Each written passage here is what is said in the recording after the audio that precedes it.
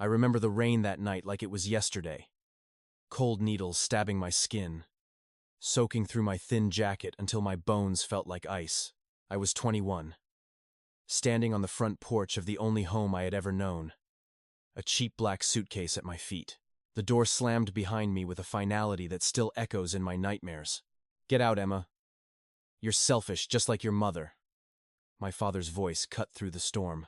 Behind him, my stepmother smirked, arms crossed, her new diamond ring catching the porch light, like a cruel joke. They had it all planned. Marry me off to Mr. Harrington, a rich, 45-year-old businessman who saw me as nothing more than a way to merge companies and erase my family's crushing debts. I begged, I cried, I screamed that I couldn't sell my future for their mistakes. But love? Choice? Those words meant nothing to them. Mom had died 5 years earlier, or so they told me, and after that, everything changed. Dad remarried within months. Debts piled up. And now I was the solution. The door locked. The lights inside went dark. Rain poured harder. I stood there trembling, suitcase dripping, phone dead. Nowhere to go. How could the people who were supposed to protect me throw me away like this? The next days blurred into a nightmare of concrete and hunger. I slept on a park bench the first night, shivering under a newspaper. By day 3, I was washing dishes at a dingy diner, just to eat once a day. My feet blistered. My heart felt hollow. Every night I asked the same question. Is this what my life has become?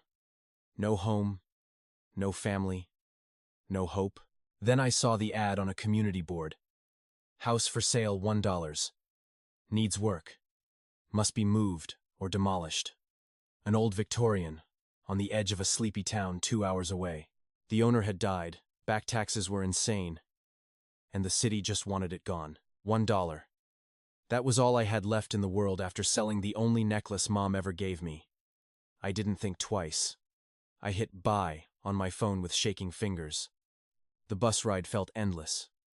When I finally stood in front of the house, my stomach dropped. Paint peeled like old skin. Windows stared like empty eyes. Vines choked the porch. The front door creaked open with a sound that made my skin crawl. Inside, the smell hit me first. Damp earth, mold, and something faintly sweet, like forgotten roses. Dust danced in the thin shafts of light. But it was mine. For $1, it was mine. That first night, I slept on the dusty floor with my coat as a blanket. Wind howled through cracks in the walls. Strange creaks echoed upstairs. I told myself it was just an old house settling. But deep down, I wondered if I had made the biggest mistake of my life. Weeks passed in a haze of sweat and hope. I worked odd jobs during the day and came home every evening to fix what I could. I patched the leaking roof with plastic sheeting, scrubbed floors until my knees bled, painted the kitchen a soft cream that reminded me of Mom's old apron. Slowly, the house began to breathe again. But the more I cleaned, the more I noticed things that didn't belong. A woman's scarf tucked behind the radiator's soft wool. The exact shade of lavender Mom used to wear. An old photograph wedged under a loose floorboard.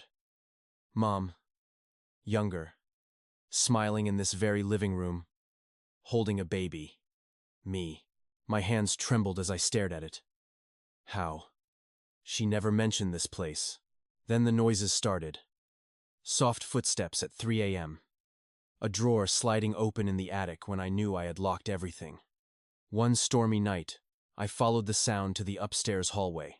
My flashlight beam caught a faint seam in the wallpaper, a hidden door I had missed for weeks. Heart pounding, I pried it open. Inside was a small room, no bigger than a closet. A wooden box sat on a dusty shelf. My name was carved on the lid. With shaking fingers, I opened it. Letters, dozens of them. Jewelry, and a thick envelope marked, "For Emma when you need it most." I sank to the floor and began to read. The first letter was in Mom's handwriting, dated 3 months before she died. My darling girl, if you're reading this, you're in trouble. Your father changed after we married. He became controlling, cruel. I knew he would never let me leave with you, so I bought this house in secret, my dowry to you, my love. It was meant to be your safe place when you turned 21. I hid the deed under a false name. I even faked my illness and disappearance so he couldn't follow the money trail.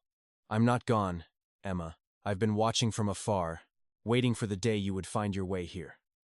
The house is yours. The inheritance inside the safe behind the mirror is yours. Live. Be free. I love you more than life. Tears blurred the words. Mom was alive. But the real twist came when I opened the second envelope: legal papers, bank statements, a handwritten confession. My father had known about the house all along. He had forged Mom's death certificate to claim insurance money and hide her escape. Stepmom helped him. The forced marriage to Mr. Harrington wasn't just about business debts. It was to keep me trapped until I turned 21, the exact age Mom's will would activate and transfer the house and the small trust fund she had hidden. They wanted to control everything before I could claim my real inheritance. I sat there in the hidden room, flashlight trembling in my hand, the wind howling outside like it was crying with me. All those years of grief, all the nights I blamed myself for not being enough. It was all a lie. The next morning I did the scariest thing I've ever done. I dialed the number at the bottom of Mom's final letter. The voice on the other end was soft, older, but unmistakably hers. Emma, we cried for 20 minutes before either of us could speak. 3 months later, the house is no longer abandoned.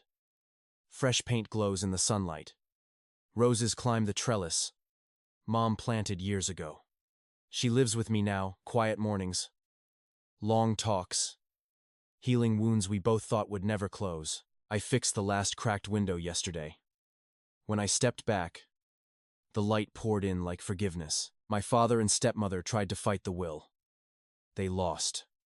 The truth came out in court, and the shame was louder than any door slamming in the rain.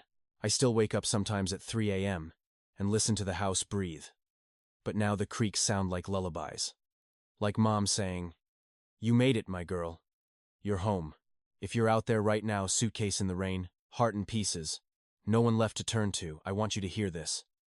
Sometimes the place you run to isn't just shelter. Sometimes it's been waiting for you all along. Sometimes the family that hurt you isn't the only family you were meant to have.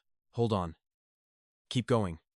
Your hidden door is out there, and when you open it, you might just find the mother you thought you lost, or the life you were always meant to live."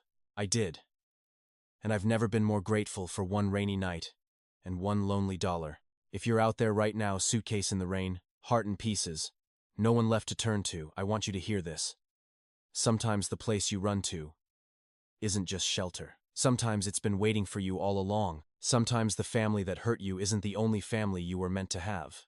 And when you open it, you might just find the mother you thought you lost, or the life you were always meant to live.